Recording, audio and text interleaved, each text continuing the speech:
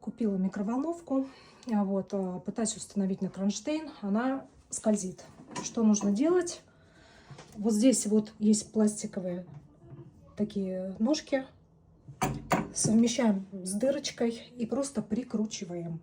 Вот здесь я уже все сделала. Все держится. Теперь сейчас буду делать вторую. Снимаю видео, потому что ничего похожего не нашла. Сама очень долго мучилась и решила для вас снять. Может быть, вам это поможет. Так, проверяем. Все крепко стоит. Дергаем. Все нормально.